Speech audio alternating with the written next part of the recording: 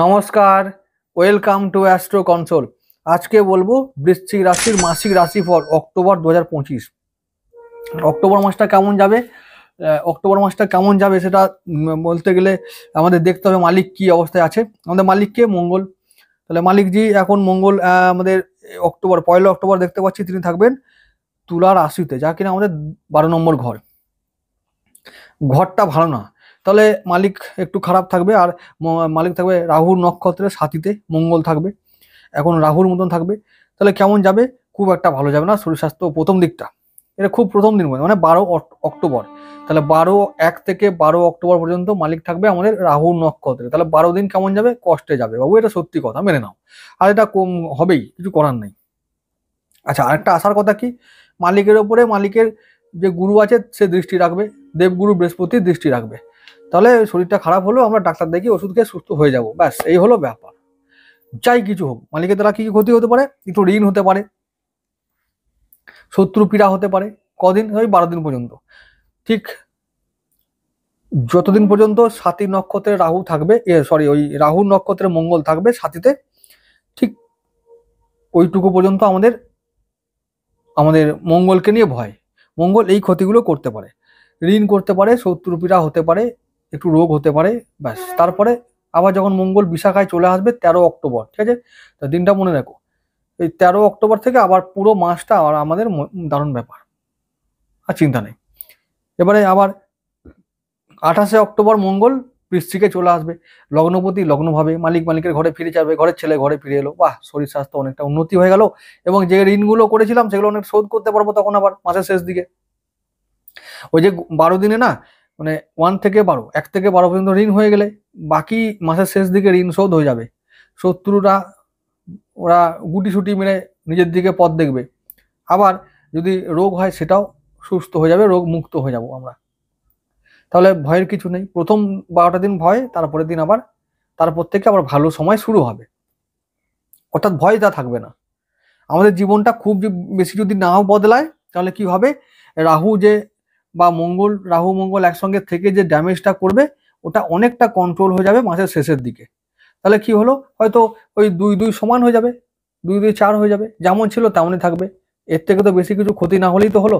আর এর থেকে যা যেমন চলছে, যে অবস্থায় যে লাইনে আছে গাড়িটা, সেখানে যদি থাকে তো তাহলে জানতে হবে যে ভালোই হলো।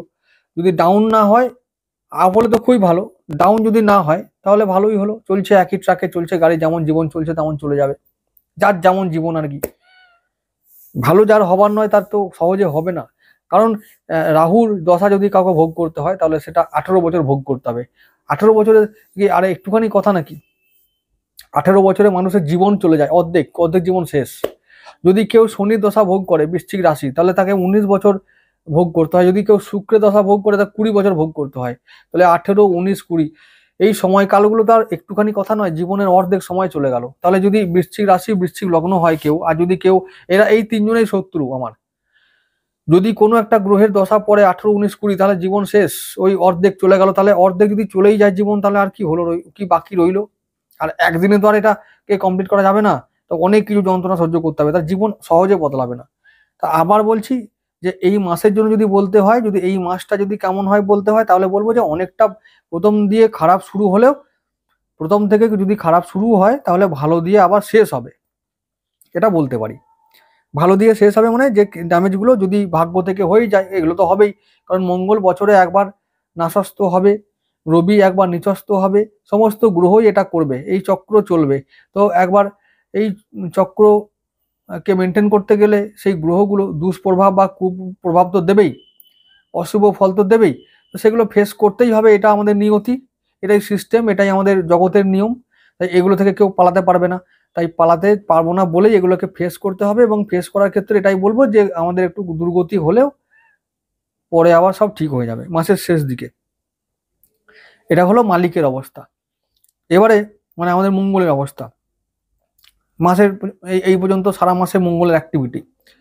এরপরে যেটা বলবো যে আমাদের রবির কথা। রবি কি করবে?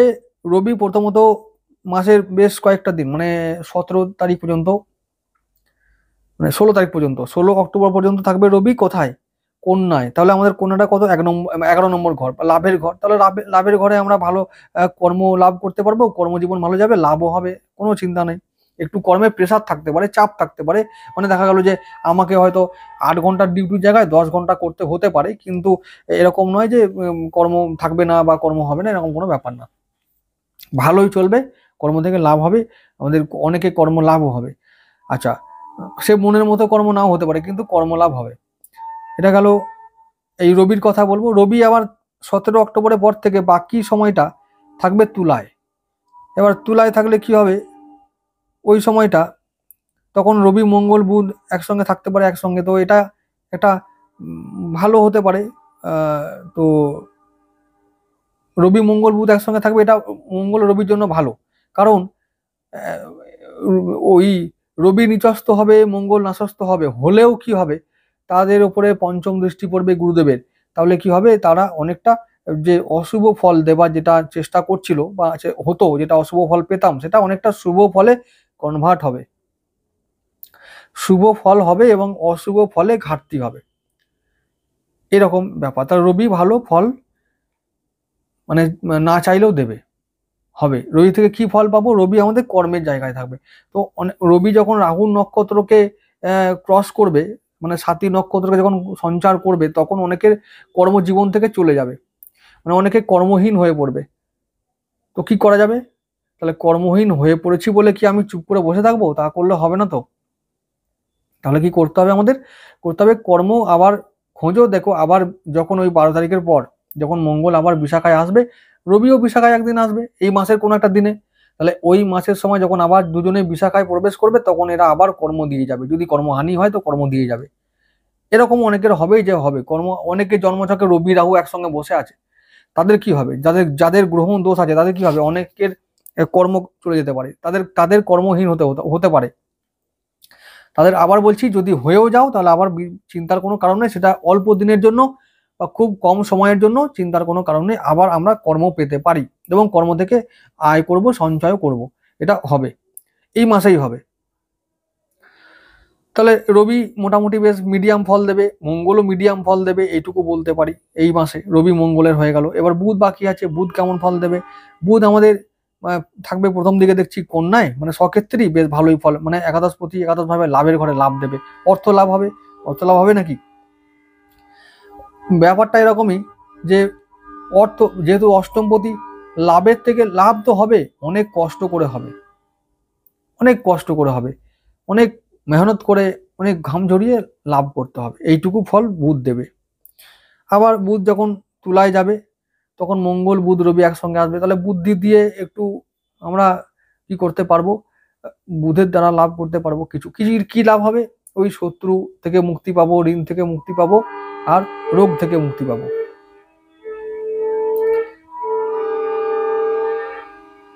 কি সাউন্ড শুরু হয়েছে পিছনে, দেখা যাচ্ছে ব্যাকগ্রাউন্ডে সাউন্ড বাজছে, মানে ট্রেনের আওয়াজ, এটা হয়, এটাই হয়, ট্রেনের আওয়াজ শব্দ দূষণ করে না, কিন্তু শব্দ দূষণ করাটা আমাদের মানে দেশের লোকেদের যারা পারে, সুযোগ পায়, তারা করে, এটা অধিকার বলে মনে করে, তাই না, এটা কত দুর্ভাগ্যজনক ব্যাপার, তাই না, কিন্তু এগুলো বিদেশে হয় না, এরা সরকারি কর্মচারী, কিন্তু এরা বলবে নয়েজ পলিউশন করাটা অধিকার, অথচ কিন্তু বাচ্চাদের পড়ানো হয় শব্দ দূষণ করো না, দূষণ কতটা ক্ষতিকারক করা হয় না, কিন্তু বাবার বাচ্চারাই যদি মানে ছেলের বাবারাই যদি এরকম করে, ভুল করে, তাহলে বাচ্চারা কি শিখবে, ভুল শিখবে।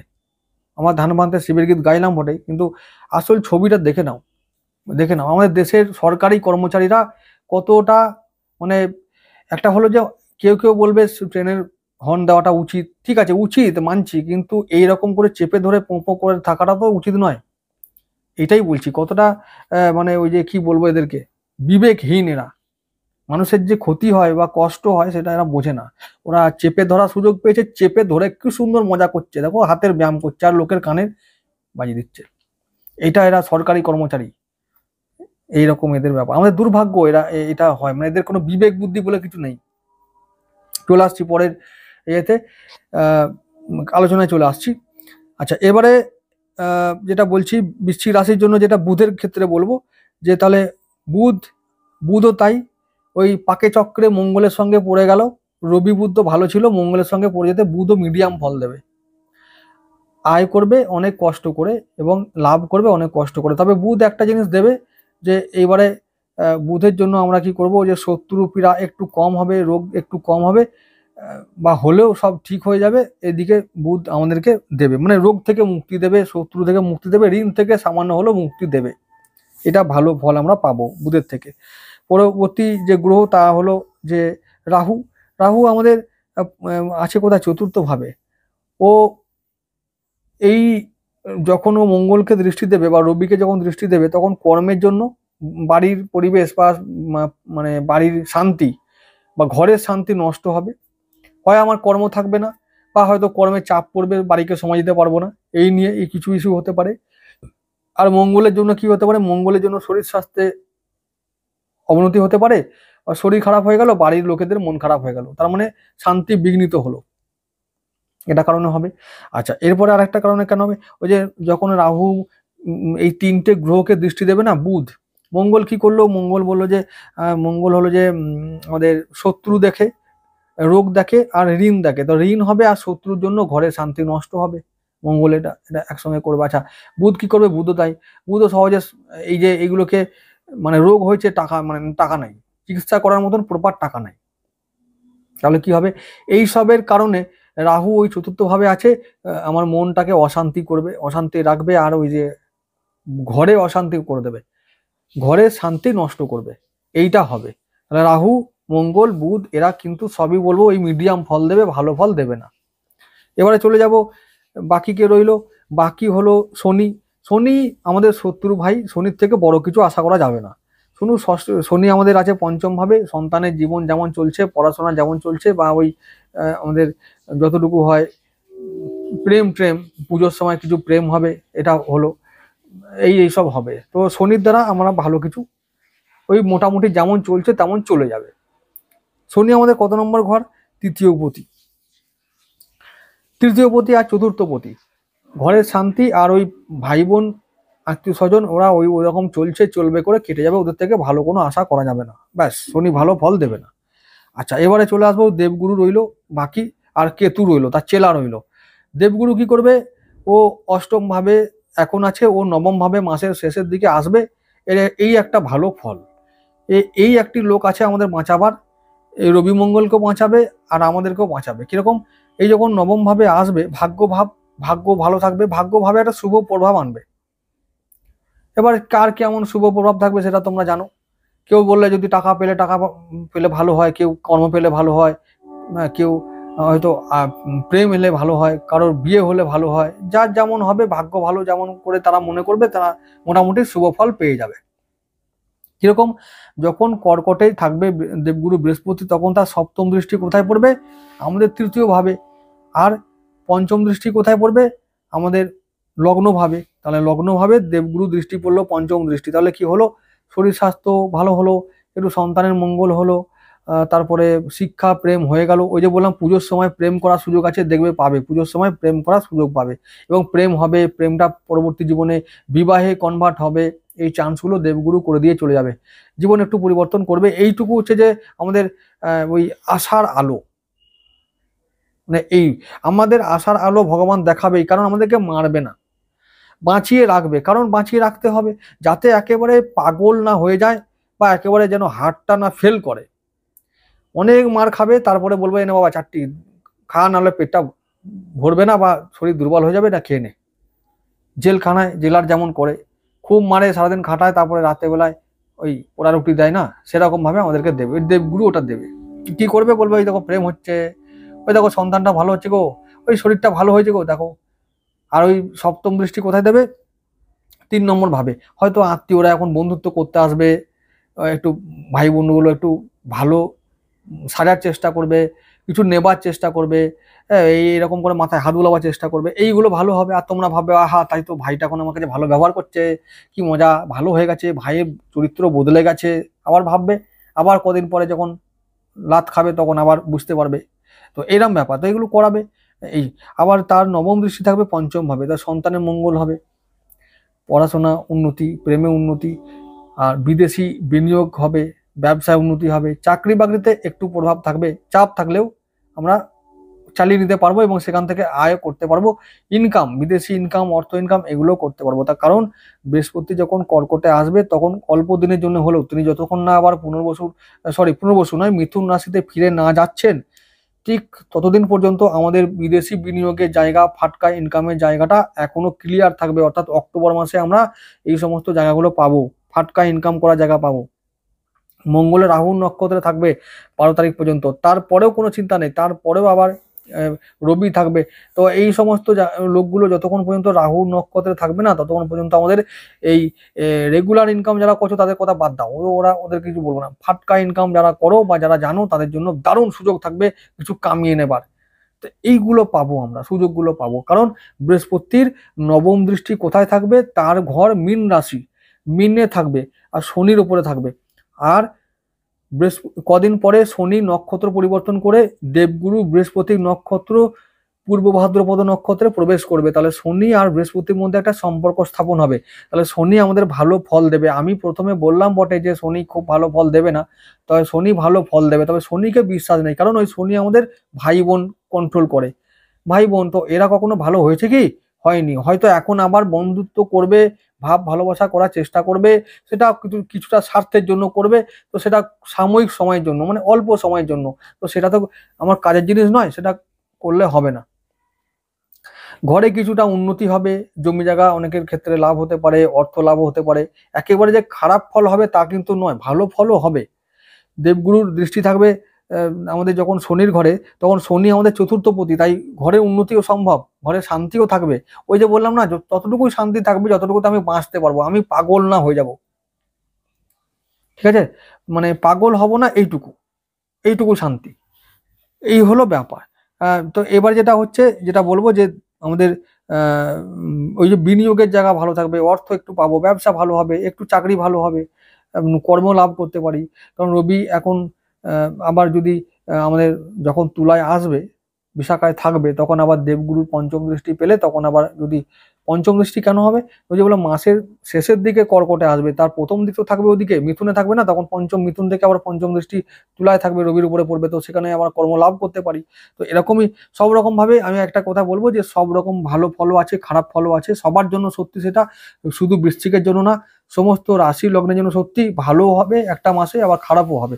তবে এই ক্ষেত্রে বলবো যে আমাদের ক্ষেত্রে, মানে বৃশ্চিকের ক্ষেত্রে এই মাসটা ভালোর দিকটা খুব কম নয়, আবার মন্দটাও কম নয়, 70% ভালো, 30% মন্দ, এটা নিয়ে চলতে হবে, ঠিক আছে? তাহলে এই মাসটা 70% ভালো, 30% মন্দ নিয়ে চলে আমরা মানে সমস্ত দিক খেয়াল রেখে, যদি আমাদেরকে কেউ তোয়াজও করে, যদি কেউ প্রশংসা করে, যদি কেউ উটকো মানুষ যদি এসে আমাদের সঙ্গে, উটকো মানুষ মানে আত্মীয় স্বজনদের কথা বলছি বা ভাই বোনদের কথা বলছি, যারা আমাদের আপনই নয়, তারা যদি আবার কখনো এসে যায় জীবনে, সাবধান থাকবে, এই কথাটা বললাম।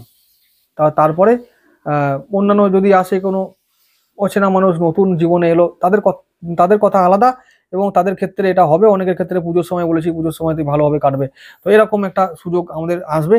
তবে ওই ভালোই বেশি, 30% কম, যেমন মঙ্গল আমাদের রবির জন্য একটু শরীর স্বাস্থ্য অবনতি হতে পারে, তার জন্য খরচ খরচা হতে পারে, এই ব্যাপার ছাড়া বাকি সবই ভালোই হবে। তো ভালো থেকো সবাই, পুজো ভালো করে কাটাও, পরবর্তী যে পুজো আসছে কালী পুজো, সেটাও ভালো করে কাটাও, খুব আনন্দ করো, ভালো থেকো সবাই, নমস্কার।